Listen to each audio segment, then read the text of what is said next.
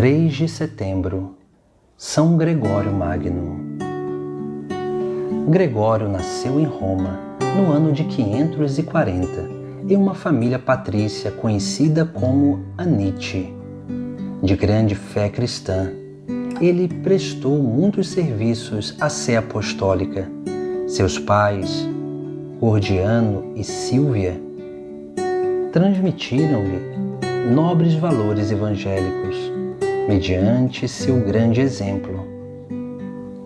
Após seus estudos de direito, Gregório empreendeu a carreira política e ocupou o cargo de prefeito da cidade de Roma.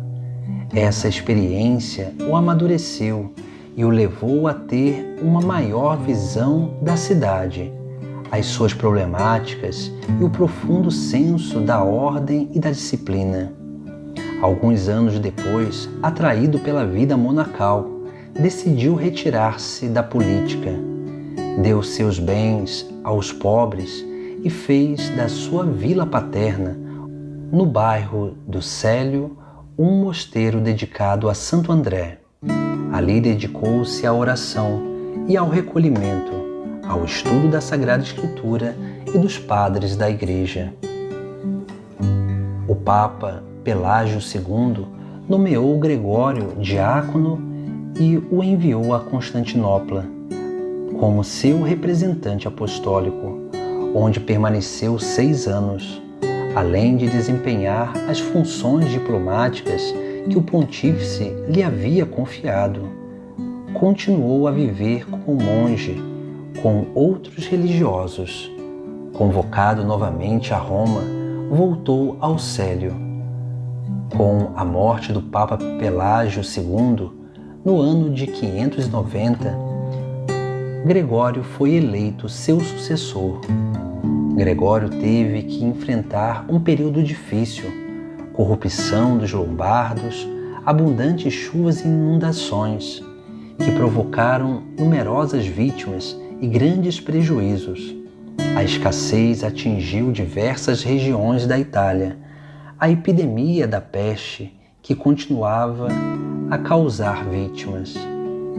Então Gregório exortou os fiéis a fazer penitência, rezar e tomar parte de uma solene procissão penitencial de 3 dias, à Basílica de Santa Maria Maior.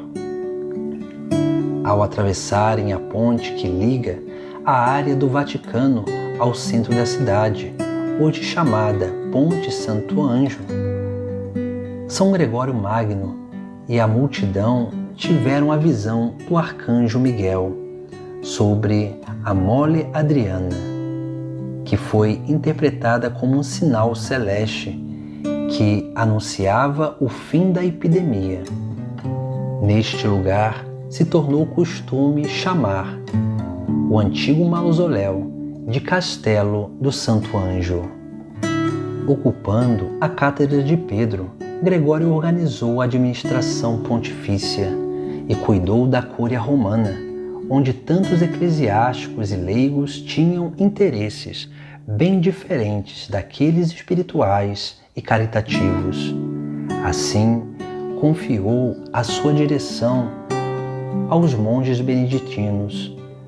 Reviu ainda as atividades eclesiásticas nas várias sedes episcopais, estabelecendo que os bens da Igreja fossem utilizados para a própria subsistência e em prol da obra evangelizadora no mundo.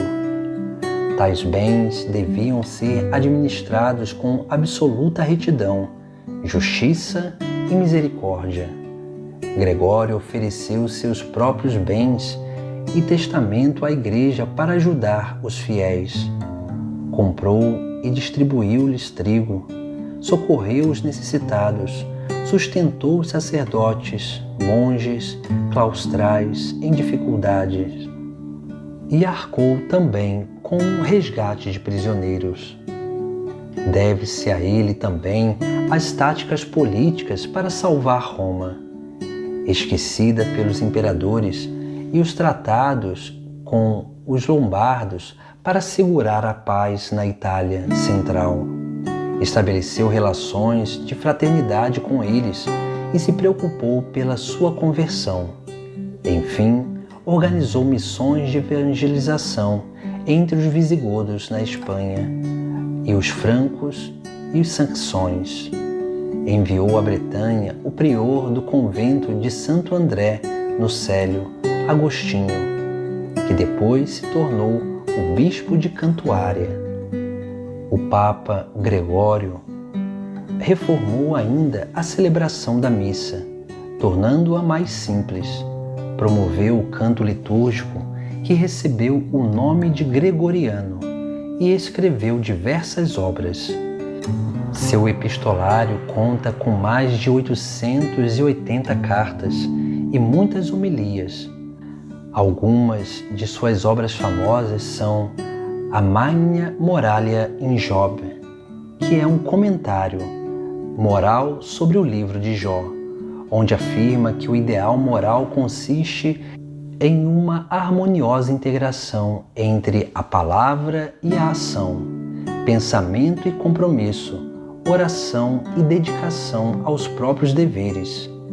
Também escreveu a Regula Pastoralis, que é uma regra pastoral para o clero de Roma, que traça a figura de um bispo ideal, insistindo sobre o dever do pastor de reconhecer todos os dias a sua miséria e, por fim, dedica o último capítulo ao tema da humildade. Para demonstrar que a santidade é sempre possível, Gregório redigiu o livro intitulado Diálogos, um texto hagiográfico, onde cita exemplos deixados por homens e mulheres, canonizados ou não, acompanhados de reflexões teológicas e místicas. E desta obra, o segundo livro é o mais conhecido, que conta a vida de São Bento. Pode-se dizer que Gregório Magno tenha sido o primeiro Papa a utilizar o poder temporal da Igreja, sem deixar de lado o aspecto espiritual do seu ofício. No entanto, permaneceu sempre um homem simples, tanto que nas suas cartas oficiais se define Servus Servorum Dei, o servo dos servos de Deus, um apelativo que os pontífices mantiveram no tempo. São Gregório Magno morreu em 12 de março de 604 e foi sepultado na Basílica de São Pedro. São Gregório Magno, rogai por nós.